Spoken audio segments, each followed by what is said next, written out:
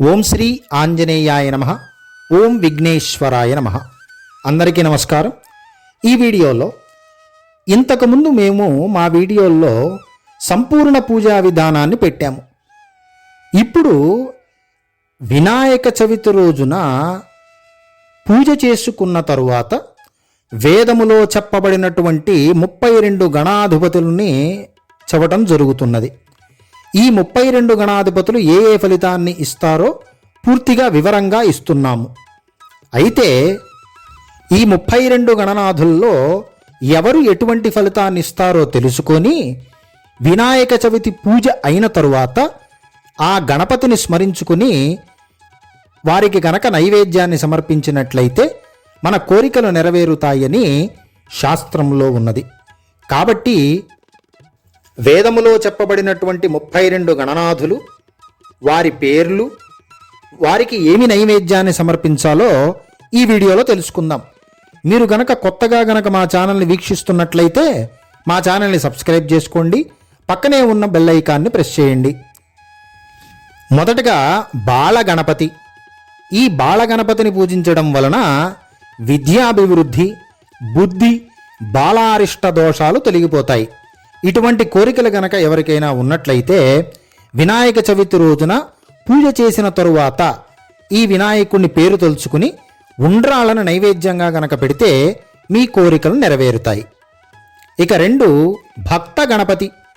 ఈ భక్త గణపతిని వినాయక చవితి రోజు పూజ చేయటం వల్ల అహంకారం అనేది తొలగిపోతుంది, జ్ఞానము పెరుగుతుంది, మన ఇంటి తల్లిదండ్రులు ఆరోగ్యంగా ఉంటారు.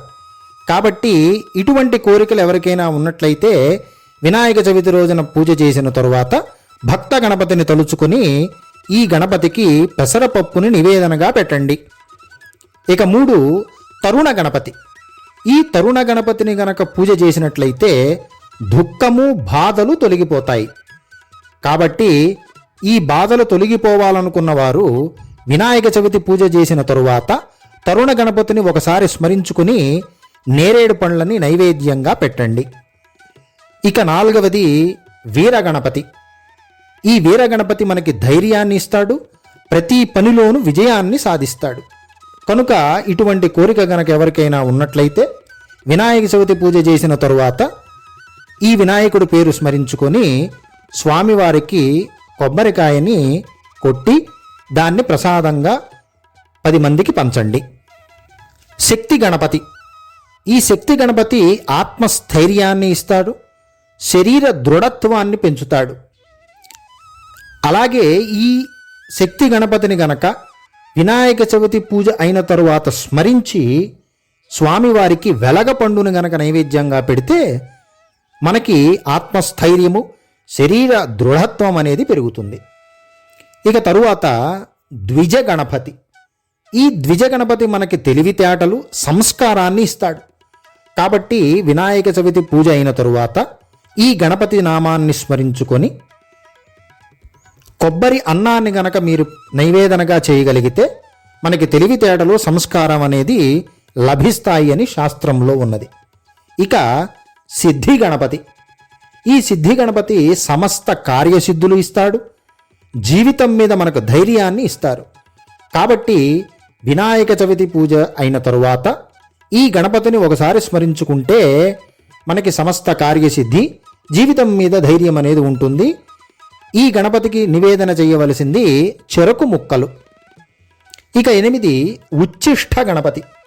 ఈ ఉచ్చిష్ట గణపతి దూరమైన వారిని దగ్గర అయ్యేటట్లు చేయటం, శత్రువులు మిత్రుల్లాగా చేయటం అనేది ఈ గణపతి యొక్క లక్షణం. కాబట్టి వినాయక చవితి పూజ అయిన తరువాత ఈ గణపతిని గనక స్మరించుకొని మీరు గనక దానిమ్మని నివేదన చేయగలిగితే మీకు దూరమైన వారు కానీ శత్రువులు మిత్రులు అవ్వటం కానీ జరుగుతుందని శాస్త్రంలో చెప్పబడింది. ఇక తరువాత విష్ణు గణపతి. ఈ విష్ణు గణపతి గనక పూజ చేసినట్లయితే ప్రతి పనిలో ఆటంకాలు తొలగిపోతాయి. కాబట్టి వినాయక చవితి పూజ చేసుకున్న తరువాత విష్ణు గణపతిని మీరు ఒకసారి స్మరించుకుని స్వామివారికి పెరుగన్నాన్ని నివేదన చేస్తే మనకి ప్రతి పనిలో ఆటంకాలు తొలగిపోయి విజయం అనేది ప్రాప్తిస్తుంది. తరువాత క్షిప్ర గణపతి. ఈ క్షిప్ర గణపతి త్వరగా అనుకున్న పనిని నెరవేరేటట్లుగా చేసే గణపతి. కాబట్టి వినాయక చవితి పూజ అయిన తరువాత మీరు క్షిప్ర గణపతి పేరును తలుచుకుని స్వామివారికి కట్టె పొంగల్ని గనక నివేదన చేసినట్లయితే మనకి త్వరగా అనుకున్న పనులు నెరవేరుతాయని శాస్త్రంలో ఉన్నది. తరువాత హేరంబ గణపతి. ప్రయాణాలు అనుకూలించేటట్లుగా ఆపదల నుండి ఉపశమనాన్నిచ్చేటటువంటి గణపతి ఈయన. వినాయక చవితి రోజున పూజ చేసిన తరువాత ఈ హేరంబ గణపతిని గనక తలుచుకుని పులిహారని గనక నివేదన చేయగలిగితే మనకి ప్రయాణాలు అనుకూలిస్తాయని శాస్త్రంలో ఉన్నది. తరువాత లక్ష్మీ గణపతి. ఈ లక్ష్మీ గణపతి వ్యాపార అభివృద్ధిని పెంచుతారు, ధన నిల్వలు ఉండేటట్లుగా చేసే గణపతి. కాబట్టి వినాయక చవితి పూజ చేసిన తరువాత లక్ష్మీ గణపతిని మనసులో స్మరించుకుని పాయసాన్ని గనక నివేదన చేస్తే వ్యాపార అభివృద్ధులు, ధన నిల్వలు జరుగుతాయని శాస్త్రము. తరువాత మహాగణపతి. ఈ మహాగణపతి వివాహ దోషాలు గనక ఉన్నా, అది స్త్రీ అయినా పురుషుడైనా వివాహం అనేది త్వరగా జరగాలంటే ఈ గణపతిని స్మరించుకొని నివేదన చేయాలి. కాబట్టి వినాయక చవితి పూజ చేసుకున్న తరువాత ఈ మహాగణపతి పేరును స్మరించుకొని స్వామివారికి బియ్యంతో తయారు చేసినటువంటి పదార్థాలను గనక నివేదన చేయగలిగితే గ్రహ దోషాలు, ఇటువంటి దోషాలు పోతాయి. ఇక విజయ గణపతి. పని మొదలు పెడితే ఆగకుండా జరిగేటట్లుగా చేసే గణపతి, విజయం ప్రాప్తిస్తుందన్నమాట. కాబట్టి వినాయక చవితి పూజ అయిన తరువాత ఈ విజయ గణపతిని స్మరించుకుని మామిడి పండ్లు కానీ అరటి పండు కానీ నివేదన చేయగలిగితే మనం ఏ పని మొదలుపెట్టినా ఆ పనిని నిర్విఘ్నంగా స్వామి పూర్తి చేయగలరు. తరువాతది నృత్య గణపతి. ఈ నృత్య గణపతి సంగీత విద్య, నాట్యము, సకల కళలు వచ్చేటట్లుగా చేసే గణపతి. కాబట్టి కళాకారులు ముఖ్యంగా ఈ నృత్య గణపతిని పూజ చేయటం అనేది చాలా ముఖ్యమైనది. కాబట్టి వినాయక చవితి పూజ అయిన తరువాత నృత్య గణపతిని ఈ కళాకారులు వీరు ఎవరైతే ఉన్నారో వాళ్ళు స్మరించుకొని స్వామివారికి లడ్డూని గనక నైవేద్యం పెట్టినట్లయితే మీకు సకల కళలనేవి వస్తాయి అని శాస్త్రంలో ఉన్నది. తరువాత గణపతి ఊర్ధ్వ గణపతి. భార్యాభర్తలకి ఉన్న దూరాన్ని తొలగించి అన్యోన్యతను పెంచేటటువంటి గణపతి. కాబట్టి వినాయక చవితి పూజ అయిన తరువాత ఊర్ధ్వ గణపతిని ఒకసారి తలుచుకుని స్వామివారికి ద్రాక్షాపళ్ళు గనక నివేదన చేసినట్లయితే భార్యాభర్తల మధ్యలో ఉన్న దూరం తొలగి అన్యోన్యతగా ఉంటారు అని శాస్త్రము. తరువాత ఏకాక్షర గణపతి. ఈ ఏకాక్షర గణపతి చదువు మీద దృష్టి మళ్ళేటట్లుగా చేసే గణపతి. కాబట్టి చదువుకునే పిల్లలు ముఖ్యంగా ఏకాక్షర గణపతి నామాన్ని స్మరణ చెయ్యాలి. వినాయక చవితి పూజ అయిన తరువాత ఈ ఏకాక్షర గణపతి నామాన్ని ఒక్కసారి మనసులో స్మరించుకుని దానిమ్మ పండును కానీ జామ పండును కానీ నివేదన చేసినట్లయితే చదువు మీద బాగా దృష్టి ఉంటుందని శాస్త్రము. తరువాత వీరగణపతి. ఈ వీరగణపతి ప్రశాంతతనిస్తాడు, మనశ్శాంతిని ఇస్తాడు. కాబట్టి వినాయక చవితి పూజ అయిన తరువాత మీరు వీరగణపతిని ఒకసారి స్మరించుకుని స్వామివారికి వడలు కానీ కుడుములు కానీ నివేదన చేసినట్లయితే మీకు ప్రశాంతత, మనశ్శాంతి లభిస్తాయని శాస్త్రము. తరువాత త్రియక్షర గణపతి. అన్ని శుభాలు, శుభకార్యాలు జరిగేటట్లు ఆశీర్వాదం ఇచ్చేటటువంటి స్వామి. అయితే వినాయక చవితి పూజ అయిన తరువాత ఈ త్రియక్షర గణపతి నామాన్ని స్మరించుకుని నారింజలు కానీ పనసపళ్ళు కానీ నివేదన గనక చేసినట్లయితే మనకి అన్నింటా శుభాలు జరుగుతాయని శాస్త్రము.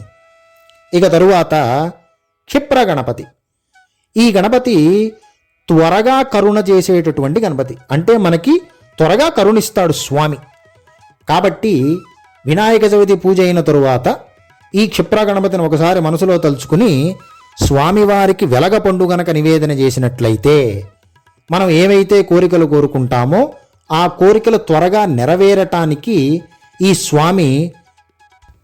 తరువాత గణపతి హరిద్రా గణపతి. విద్య అనేది బాగా వస్తుంది, ఉద్యోగం అనేది త్వరగా లభిస్తుంది ఈ స్వామిని గనక తలుచుకున్నట్లయితే. కాబట్టి వినాయక చవితి పూజ అయిన తరువాత హరిద్రా గణపతి నామాన్ని స్మరించుకుని స్వామివారికి బెల్లం అనేది నివేదన గనక చేసినట్లయితే మనకి విద్యాభివృద్ధులు వస్తాయి, ఉద్యోగం అనేది లభిస్తుంది అని శాస్త్రము. తరువాత ఏకదంత గణపతి. ఈ గణపతిని గనక పూజించినట్లయితే చెడు వ్యసనాలు దూరం అవుతాయి. కాబట్టి వినాయక చవితి పూజ చేసుకున్న తరువాత ఏకదంత గణపతిని స్మరణ చేసుకుని స్వామివారికి రవ్వ లడ్డూని గనక మనము నైవేదన చేసినట్లయితే మనకి చెడు వ్యసనాలు కానీ ఇట్లాంటి అలవాట్లు కానీ ఉన్నట్లయితే అవి నయమవుతాయని శాస్త్రంలో ఉన్నది. తరువాత సృష్టి గణపతి. ఈ సృష్టి గణపతి విద్య మీద ఆసక్తినిస్తాడు, కొత్త పనులు త్వరగా నెరవేరేటట్లుగా చేస్తారు.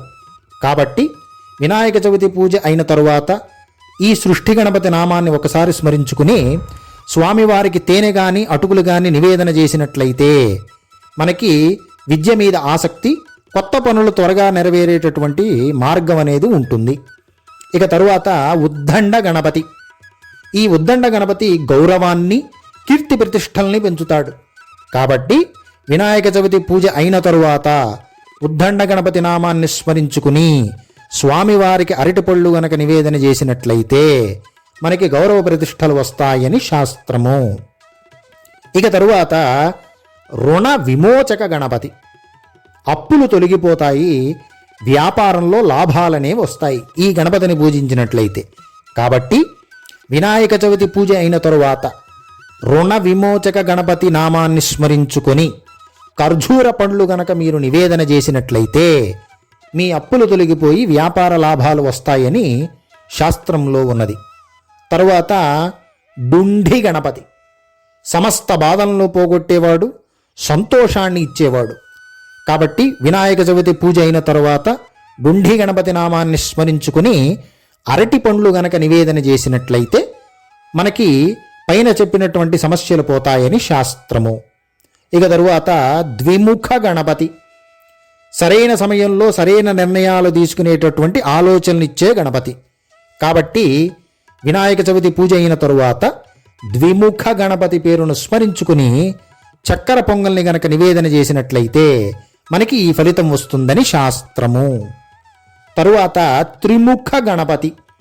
మంచి పనులు చేసి పేరు పొందాలన్నా, అహంకారం మనకి పోయి జ్ఞానము రావాలన్నా, మరియు తోటివారి యందు మనకి మన్నన పొందాలన్నా మనకి ఈ గణపతిని స్మరించాలి లేదా పూజ చేయాలి. కాబట్టి వినాయక చవితి పూజ అయిన తరువాత త్రిముఖ గణపతి నామాన్ని స్మరించుకొని మీరు గనక స్వామికి పూర్ణాలను గనక నివేదన చేసినట్లయితే మనకి పైన చెప్పినటువంటి కోరికలు నెరవేరుతాయి. ఇక తరువాత సింహ గణపతి. రాజకీయ రంగాల్లో ఉన్నవారు ముందంజలో ఉండాలి అన్నా, లేదు శత్రు భయం పోవాలి అన్నా సింహ గణపతి మనకి ఆ కోరికను నెరవేరుస్తాడు. కాబట్టి వినాయక చవితి పూజ అయిన తరువాత సింహ గణపతిని ఒకసారి తలుచుకుని స్వామికి ఉండ్రాలను గనక మీరు నివేదన చేసినట్లయితే మనకి ఈ ఫలితం వస్తుంది. తరువాత యోగ గణపతి. ఈ యోగ గణపతి జాతకంలో ఉన్న దోషాలను తొలగించేటట్లుగా చేస్తాడు.